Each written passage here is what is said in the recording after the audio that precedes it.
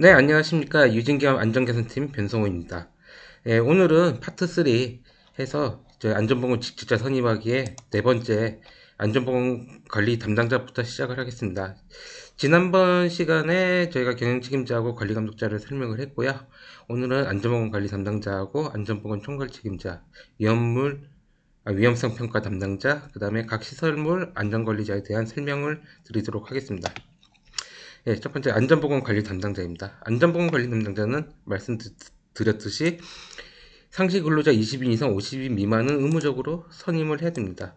근데 이게 안전보건관리 담당자도 역할이 있어요. 그 법적으로는 이런데 만약에 그 선임을 안 하게 되면은 우린 20인 미만이야 선임을 안 할게 그러면은 이 안전보건관리 담당자 업무를 누군가 해야 돼요. 그 누군가가 뭐 관리감독자가 될 수도 있는데 그럼 업무 부담이 많이 늘어나거든요.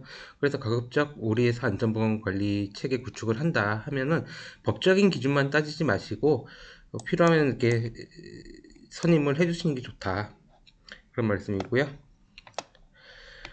그 다음에 안전보건관리자 담당자는 어떤 자격을 갖추냐. 이게 관리감독자 때도 말씀은 안 드렸는데, 관리감독자는 1년에 16시간 교육을 받아야 되고요. 안전보건관리 담당자도 2년에 한 번씩 그 선임일 기준으로 그 6개월이네요. 여기 3개월인데 6개월로 받겠습니다. 6개월로 이내에 그 양성교육, 그리고 양성교육을 받으신 분은 2년 뒤에 보수교육이라 해서 6시간씩 받으셔야 되는데, 뭐 그런 교육 시간이나 교육 내용에 대한 부분은 여기 따로 저희가 정리가 되어 있으니까 그때 설명을 드리고요. 오늘은 안전보건 관리자의 역할이 뭐냐에 대해 중심으로 해서 진행을 할게요. 어, 안전보건 관리 담당자는 쉽게 말씀드리면 가장 주 업무가 이 경영 책임자를 보좌하고 지도 조언을 한다. 관리감독 지도 조언을 한다. 지난번에 말씀드렸잖아요. 조직도가 책임자가 이렇게 있고 그 밑에 관리감독자가 있으면 안전보건 관리 담당자는 이렇게 옆으로 나와 있다. 이게 지도 조언의 역할을 하기 때문이고요. 그런 역할이 제일 중요하고, 그러니까 쉽게 설명하면은 뭐 책임자분한테는 우리 저기 예산이 부족해서 안전보고 구입해야 되는데 예산이 부족합니다. 예산을 증원해 주십시오. 관리감독자한테는 저쪽에 개구부가 있어 추락 위험이 있는데 저 부분을 좀 개선 조치를 해야 될 것 같습니다. 이런 식으로 지도 조언 역할을 하는 게 중심이다. 그 외에는 뭐 이게 안전보건 교육, 뭐 근로자 정기 교육이나 뭐 아니면은 안전보건 관련된 교육들 관리하고 실시해주는 주체가 돼서 실시를 해주셔야 되고요. 위험성 평가, 뭐 작업 환경 측정, 건강 진단, 뭐 재통계 기록 이건 보시면 돼요. 안전보호구 선정 등 이런 거 지도조언 역할을 한다 그렇게 보시면 돼요. 그 업무도 직접 다 하시는 거고요. 지도조언뿐만 아니라 안전보건 관리 담당자 하시면 보면 되고, 그 다음에 안전보건 관리 담당자는 이제 법으로 놓은 곳에 있어요. 1년에 연간 702시간을 해야 된다. 업무 시간이. 그래서 이 702시간을 했는지 보여주려면은 안전보건 일지 같은 걸 계속 작성을 해주셔야 돼요. 그 뒤에 부록이 있습니다. 해서 연간 오늘은 몇 시간 어떤 업무를 했는지 그 부분을 다 기록을 남겨주시고 해서 연간 702시간을 채워주셔라. 그런 부분들. 근데 보면은 고시에는 585시간이라도 있어요. 왜 702시간인가요? 이렇게 물어볼 수 있는데 그거는 이 고시에 보면 별표에 제위험이 높은 업종이 정해져 있어요. 이 업종은 702시간을 하도록 하고 있어요. 근데 이 제위험이 높은 업종이 뭐냐? 레미콘 업종에서는 각종 시멘트 제품 제조업 아니면은 기타 비금속 광물 제품 제조업으로 아마 돼 있을 거예요. 요거 확인하는 방법은 고용산재 토탈 서비스라는 사이트가 있거든요. 거기 들어가셔서 공인증서 로그인 하신 다음에 그 산재보험 가입 증명원이라는 거를 발급해 보시면 돼요. 그러면은 거기에 표시가 돼 있어요. 이거 아니면은 이거 둘 중에 하나로 돼 있을 거고요. 고용보험 가입 확인서 아닙니다. 그건 또 다르게 기재가 돼 있어요. 산재보험 가입 확인원으로 하셔야 되고, 그러면은 요게 해당된다. 우리 사업장 요게 해당된다. 그러면은 702시간 하셔야 된다. 그럼 그 702시간 동안에 아까 말씀드린 이런 업무들 한 거를 다 702시간으로 보시면 되고, 이거를 다 기재를 해주셔야 돼요. 내가 그래야지 이거 했는지 아닌지 아니까. 그리고 이제 그럼 또 여쭤볼 수 있어요. 아까 702시간이라 하면은 1년에 1일로 환산하면 하루에 3.5시간 정도 돼요. 절반이죠. 하루에 절반을 하게 되는데 그러면은 우리는 안전보건관리 담당자를 하나 두고서 우리 사업장이 두 개야. A하고 B가 있어. A도 하고 B도 하고 그렇게 해서 각각 해서 720시간 채우면 되냐? 근데 그건 또 안 돼요. 내가 소속돼 있는 사업장에서의 안전보건 관리 담당자를 선임을 할 수가 있어요. 그래서 한 곳만 해야 된다. 근데 어쨌든 안전보건 관리 담당자도 전담을 할 필요는 없거든요. 겸직을 해도 되기 때문에 다른 업무를, 원래 다른 업무 담당자가 있으면은 그 업무를 좀 줄여주고, 하루에 절반 정도는 안전보건 관리 업무를 할 수 있도록 이렇게 업무 분장을 해주시면 돼요. 그리고, 뭐 그렇게 하시면 되고, 아니면은 내가 또 이런 경우도 있었어요. 제가 혼자서 하루에 얘 주 업무가 이건데 혼자서 4시간이 힘들다. AB라는 직원 2명한테 주 업무를 6시간씩 하고 2시간씩은 안전보건 관리 업무 하면 되는 거 아니냐. 근데 그것도 안 돼요. 그러면 각각 700시간 해야 되기 때문에 의미가 없습니다. 그래서 그런 부분 유의해서 안전보건 관리담자 선임해 주시면 되고요. 그리고 근로시간 그 책임자분께서는 좀 업무 분장 통해서 보장을 해 주시는 게 좋을 것 같습니다. 이거는 뭐 쭉 읽어보시면 되고요. 그리고 제가 지난번에 말씀드렸듯이 안전보건 관리 담당자는 보통 관리부서의 팀장이나 뭐 직원으로 해주시는 게 좋다고 했잖아요. 그 이유가 아까 말씀드렸던 이런 교육, 뭐 장화방기 측정, 진단, 건강진단 이런 거 보고 이게 보통 관리부서에서 하잖아요.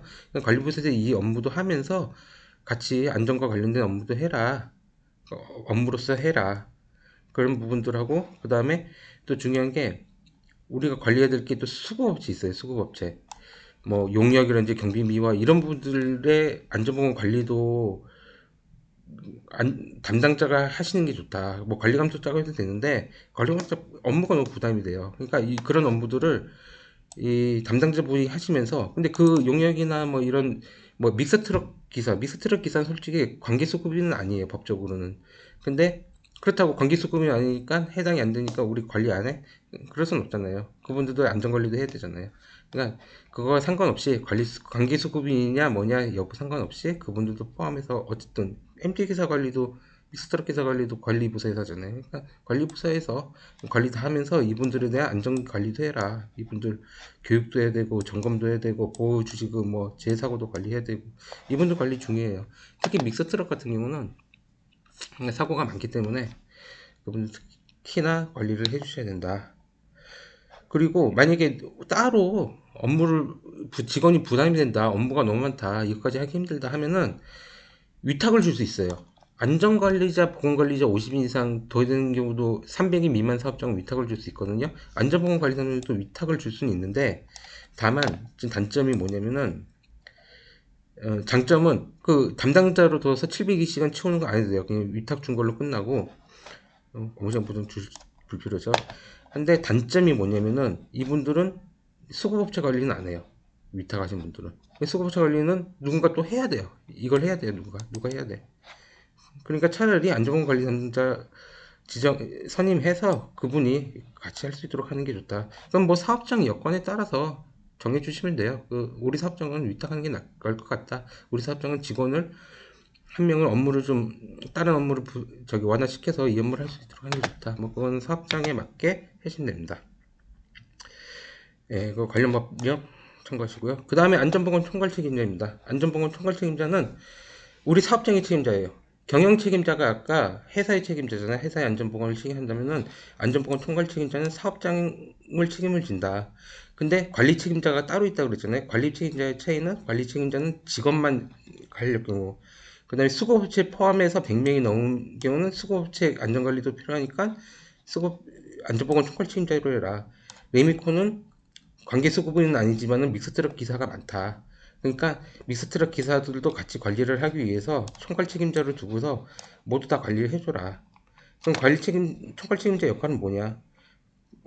책임자잖아요. 그러니까 모든 그 경영 책임자가 전결이 아닌 거에 대한 공정장으로서의 책임자로서 전결이 있는 부분들은 이 책임자가 하면 돼요. 이 사업장 내 이제 안전 보건 관리 부분, 제일 특히 중요한 게 이 수급업체에 대한 부분이고 총괄 책임자가 원래 수급업체 때문에 나온 거예요. 수급업체 없으면 관리 책임자예요. 수급업체 때문에 나온 거니까 하고 그 다음에 그 그렇기 때문에 특히 중요한 게 이 부분이에요. 잘 읽어보시면 되는데 중대재해처벌법에 나와 있어요. 협의체, 수거업체가 있는 경우는 수거업체 안전관리를 위해서 협의체를 운영을 해야 되는데 월 1회 회의를 해야 되고 분기 1회 합동점검을 해야 돼요. 그거에 대한 역할을 안전보건 책임자가 해야 돼요. 그래서 회의도 직접 당연히 참석을 하시고 특수히 점검할 때도 반드시 같이 해서 도시고 그런 부분들 해주셔야 된다. 그리고 외주공사 발주도 마찬가지잖아요. 수거업체잖아요. 그걸 하는데 하셔야 된다. 그 외에 이런 뭐 비상조치훈련 뭐 계획서류죠. 어차피 책임지가 실무는 실무자들이 해요. 실무는 하는데 안전보건관리 담당자 관리감독자가 하는데 그거에 대해서 이제 그 책임을 지고 관리를 해주셔야 된다. 안전관리 뭐 접의 효율 주장 뭐 이런 거 읽어보시면 됩니다.